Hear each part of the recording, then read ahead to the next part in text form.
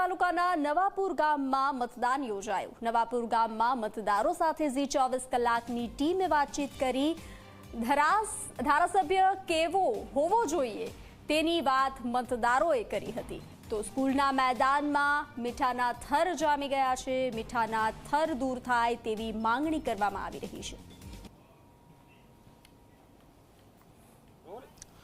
વાવ વિધાનસભાની પેટા ચૂંટણીનું મતદાન ચાલુ છે। 50% કરતાં વધારે મતદાન થઈ ચૂક્યું છે। તમે જોઈ શકો છો કે જી 24 કલાકની ટીમ પહોંચી છે બનાસકાંઠા જિલ્લાના સુઈગામ તાલુકાના નવાપુરા ગામે કે જ્યાં મોટી સંખ્યામાં મતદારોએ મતદાન કર્યું અને પોતાનો જનપ્રતિનિધિની પસંદગી કરવાની જે પ્રક્રિયા છે તે પ્રક્રિયામાં ભાગ લીધો। કેટલાક મતદારો જે મતદાન કરીને આવે છે તે આપણી સાથે જોડાયા છે। તેમની સાથે વાત કરવાનો પ્રયત્ન કરીશું કે કયા મુદ્દાને આધારે તેમને મતદાન કર્યું અને તેઓ કેવો જનપ્રતિનિધિ ઈચ્છે છે। વાવ વિધાનસભાની પેટા ચૂંટણી 2022માં ચૂંટણી આવી, 24માં લોકસભાની ચૂંટણી આવી, ફરીથી એટલે માત્ર 2-2.5 વર્ષના ગાળામાં ત્રીજી વખત મતદાન કરવાનો મોકો મળ્યો। કેવો જનપ્રતિનિધિ પસંદ કરવાનો તમારો પ્રયાસ છે? સારો વ્યક્તિ હોય ને તો કામ વિકાસ ન થાય, બાકી વિકાસ તો ગાંડ જ થઈ ગયો।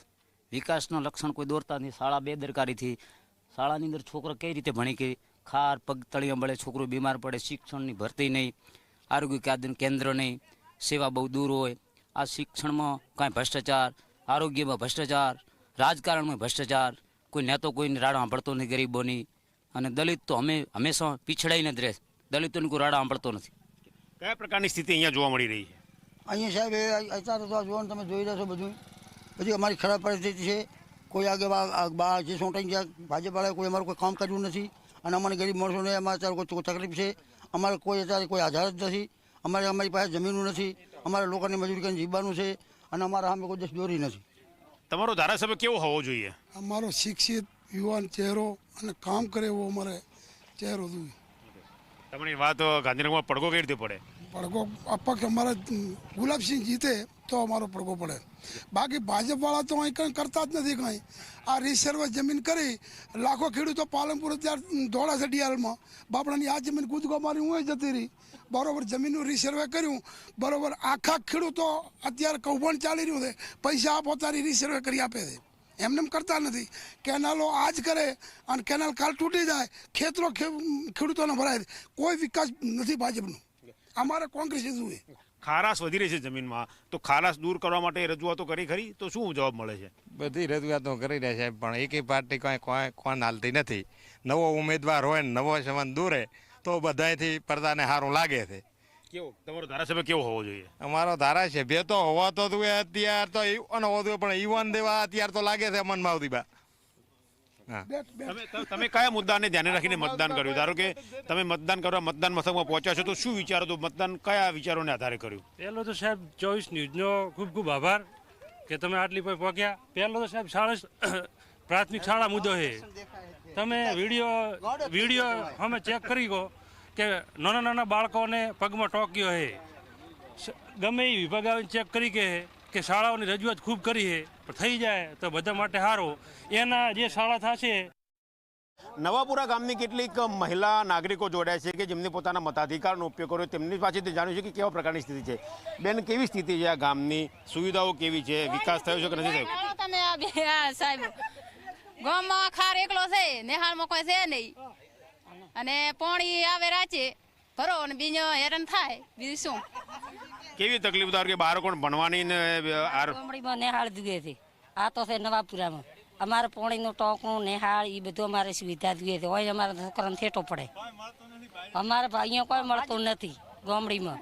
અને આગળ નવી ફરવું ધારો કે નેતાઓ આવે તો શું કે તમને? ખરી વાત છે। કેવી તકલીફો છે અહીંયા? ઘણી તકલીફ છે, જેમ કે જમીનમાં દખા, કેનાલ તૂટી જાય, પાણી આવે નહીં, જીરો વાવલ હોય ધોરાઈ જાય બધા। તો હવે નવો ધારાસભ્ય બનીને આવશે, હા, તો નવા ધારાસભ્ય પાછી શું માગશો તમે? બધું અને વોટ નહીં હાલ, કેનાલ બીજી બધું નિશાળા પાણીનો ટોકો। બેન, તમે વોટ કર્યો તો તમે કેવો ધારાસભ્ય પસંદ કર્યો? આમ અમે ધારાસભ્ય ગુલાબ છે। શું હોવું જોઈએ એમ? કોમ કરે એવો માણસ છે ને, નહીં કરે પછી એને નહીં હાલ।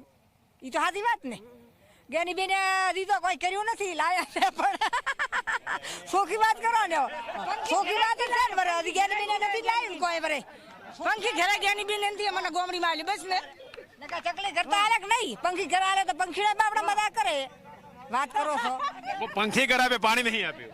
પાણી તો હવે રાત પર ઉડો ભરી નાખો, પણ પાણી તકલીફ નહીં, પણ પંખીડો તો મજા કરે કે ન કરે? પંખીડાને આપ્યું. હા, પંખીડોનો માર દુએ છે. પંખીડાને આપ્યું. બેન કેવી સ્થિતિ ગામમાં?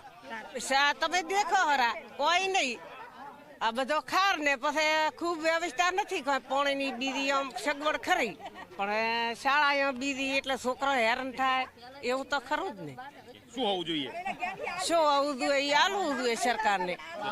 હે તો એ પ્રમાણે હું વોટ આલે તો વોટ આલે. તો તમે જોયું કે આ મહિલાઓ હતી જેમનું કહેવું છે કે મોડી રાત્રે પાણી આવે છે અને પાણી ભરવા માટે ઉજાગરા કરવા પડે છે. બાળકો માટે જે શિક્ષણની પૂરતી વ્યવસ્થા હોવી જોઈએ તે અહીંયા સુધી પહોંચી નથી. ધારાસભ્ય એવો હોવો જોઈએ કે જે પોતાની વાતને જો આ લોકો રજૂઆત કરે તો તેનો ઉકેલ આવે, એવા એક જનપ્રતિનિધિની અપેક્ષાઓ આ ગામની અને આસપાસની ગામની મહિલાઓ રાખી રહી છે. કેમેરા પર્સન SP શર્મા સાથે ગૌરવ પટેલ.